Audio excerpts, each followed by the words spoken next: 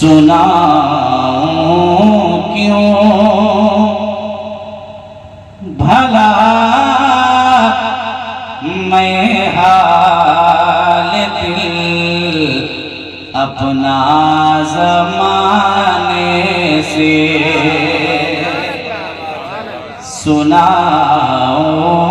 کیوں بھلا میں حال دل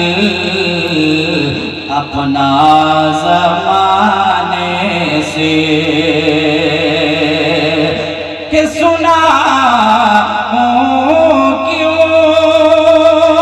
بھلا میں حال دل اپنا زمانے سے، سناؤں کیوں بھلا میں حال دل اپنا زمانے سے، میری ہر بات بن جاتی ہے تیرے در پہ آنے سے، میری ہر بات بن جاتی ہے تیرے در پہ آنے سے۔ اور ایک مرید اپنے پیر سے کہتا ہے، کیا کہتا ہے؟ جیسے ہمارے حضرت غلام پیر صاحب بیٹھے ہیں، وہ اپنے پیر و مرشد کو نگاہ میں رکھیں گے، حضرت بیٹھے ہیں، یہ اپنے مرشد کو نگاہ میں رکھیں گے اور کہیں گے کہ تصوف بھی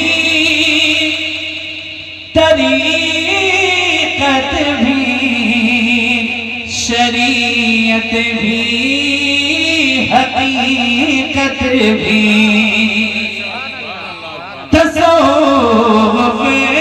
بھی طریقت بھی شریعت بھی حقیقت بھی، بھلا کیا کچھ بھلا کیا کچھ نہیں ملتا تمہارے آستانے سے، بھلا کیا کچھ نہیں ملتا تمہارے آستانے سے۔ اور ایک سچائی کا خلاصہ میں کر رہا ہوں، سماعت کر لیں کہ مدینہ جا نہیں سکتے تو ہمیں کلھوا میں آئے ہیں۔ اگر آپ شعر سمجھ جائیں، شعر کی گہرائی تک پہنچ جائے انشاءاللہ، کہ مدینہ جا نہیں سکتے تو ہمیں کلھوا میں آئے ہیں، کیونکہ نبی کا فیض بٹتا ہے ولی کے آستانے سے، نبی کا فیض بٹتا ہے ولی کے آستانے سے، اور ہمیں بھی سیدی سبداللہ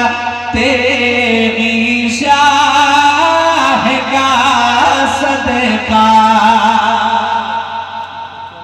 ہمیں بھی سیدی سبداللہ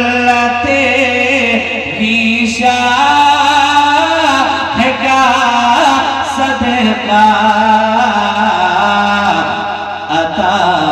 فرما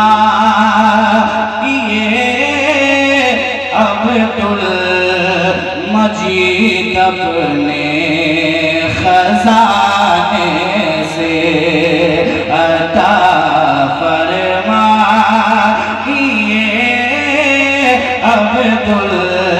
عبدالمجید اپنے خزانے سے میری ہر بات بن جاتی ہے تیرے در پہ آنے سے اور ہماری قبر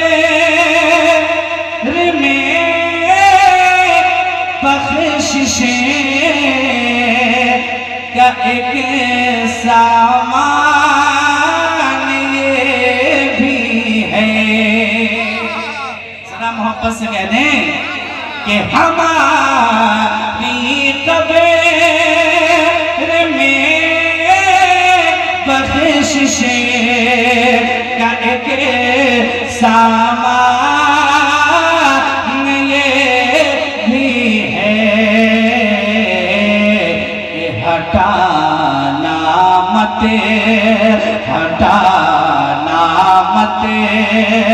ہمارے پیر کا شجرہ سیرھانے سے ہٹانا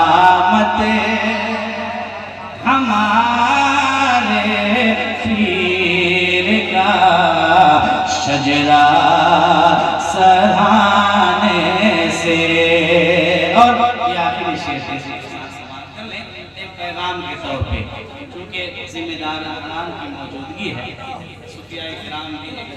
ذمہ داری کے ساتھ بیٹھے ہیں، خطبہ کرام بھی بیٹھے ہیں، نبی صاحب بھی بہت ذمہ دار ہیں. ایک ذمہ دار سے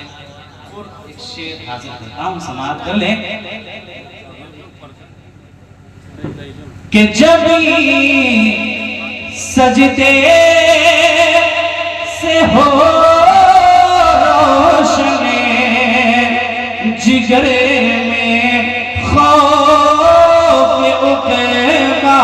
ہو. ذرا محبت سے کہہ دیں سبحان اللہ کہ جبھی روشن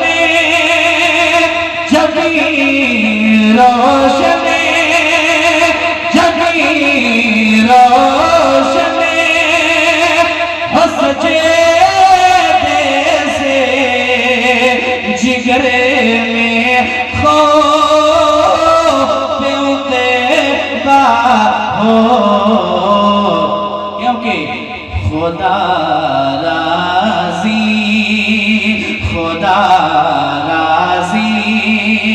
نہیں ہوگا فقط چادر چڑھانے سے. خدا راضی نہیں ہوگا فقط چادر چڑھانے سے. میری